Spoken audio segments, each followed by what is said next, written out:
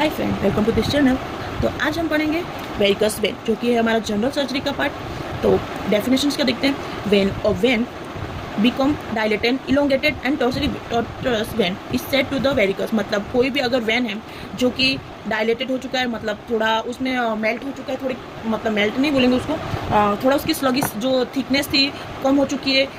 लंबी चौड़ी हो चुकी है, मतलब टेढ़ी मेढ़ी हो चुकी है, तो ऐसे वेन को हम वेरिकस बोलते हैं। ठीक है, जो देन हम देखेंगे किस किस साइड्स में होता है, जो कि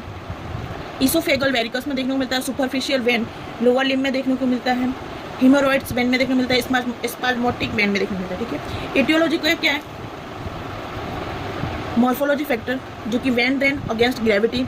प्राइमरी वेरिकस जो कि vein defect in valve, secondary varicose में vein defect in obstacle, predisposition of factor मतलब ये कहाँ कहाँ होता है वो देख, कब कब होता है, प्री डिस्पोजिशन मतलब कब कब होता है ये। प्रोलॉन्गड स्टैंडिंग मतलब कोई पर्सन है जो लॉन्ग टाइम तक खड़ा है तो उसको प्रोलॉन्ग स्टैंडिंग बोलते हैं, जहाँ पे वेरिकस वेन होता है। ठीक है, बोन टेढ़ा मेढ़ा हो जाता है, बोन नहीं सॉरी वेन टेढ़ा मेढ़ा हो जाता है, ज़्यादा इलोंगेटेड हो जाना, देन डाइल्यूटेड हो जाना, देन ये फैटी लोगों में देखने को मिलता है, देन प्रेगनेंसी में, ओल्ड एज में, या फिर जो फाइटर लोग होते हैं, खिलाड़ी जो स्पोर्टर लोग होते हैं वो लोगों में भी देखने को मिलता है। ठीक है, देन क्लिनिकल फंक्शन में क्या देखने को मिलता है, टायर्ड होती है, एचिंग सेंसेशन होता है इनमें, शार्प पैलनेस होता है, क्रैम्प, काल्फ में क्रैम्प देखने को मिलता है, काल्फ मसल, जो कि मैं आपके साथ नॉर्मल सर्जरी के साथ साथ आपकी एक बेसिक मेडिकल लैंग्वेज भी क्लियर करते जा रही हूँ, जो कि अगर आपका ऐसा हो सकता है कि आपको नहीं भी पता, कुछ ऐसे शब्द होते हैं जो कि हम निकल चुके हैं वहाँ से सेकेंड ईयर फर्स्ट ईयर से, देन फिर भी हमारा वो डाउट क्लियर नहीं होता है, तो उसके लिए मैं आपको बेसिक कोई वर्ड है जो स्पेसिफिक जो कि आपको नहीं पता, जैसे कि काल्फ मसल कहाँ पे आया होता है, जो नी जॉइंट होते हैं हमारा सार्टोरियल पीछे की साइड, जो हमारा नी जॉइंट के पीछे की साइड जो मसल्स होते हैं स्टेरॉइड मसल, वहाँ पे काल्फ मसल आता है, वहाँ पे क्रैम्प देखने को मिलता है, जिसकी वजह से काफ़ी लोगों को मॉर्निंग में, ये ज़्यादातर विंटर में लोगों को उठने में प्रॉब्लम होती है, नस चढ़ जाना जिसको हम घर पे बोलते हैं, देन ब्रूइश पेन,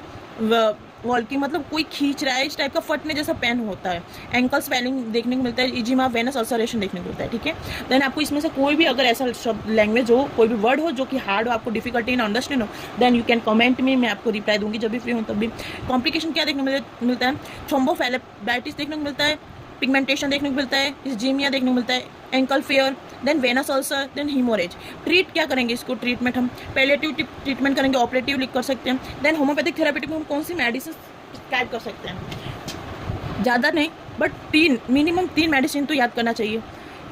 3 क्यों, इसका आपको क्वेश्चन भी होगा, अगर 3 क्यों, 3 से कम भी तो कर सकते हैं, 1 मेडिसिन भी लिख सकते चल सकते हैं। आप कभी भी एक कोई चेयर है, अगर उसका एक ही स्टैंड है तो क्या आप खड़े हो सकते हो उस पर, बैठ सकते हो उस पर, नहीं ना। अगर वो जो चेयर है हमारा उसके 2 ही पैर है तो क्या बैठ सकते हैं, नहीं। अगर आप फर्स्ट अब मैंने पूछा कि अगर आपका फर्स्ट स्टैंड हो आप उसमें बैठ सकते हैं, अगर आपका आंसर हाँ हो तो उसमें राउंड वाला जो होता है टेबल स्प्रिंग वाला, उसमें नीचे भी 5 व्हील्स लगे होते हैं, जिसको हम चक्के बोलते हैं, वो 5 लगे होते हैं, तो वो जाके घूमता है। कोई भी ऐसा चेयर नहीं है जो 3 के बिना स्टैंड हो, इस पर बैठ सके आप, तो इसलिए मिनिमम 3 हमको मेडिसिन याद रखना ही और लिखना ही। तो इसमें हमारा कैलकेरिया फ्लोरिका है, फॉल्सेटिला नेगारिस्कम, फ्लोरिकम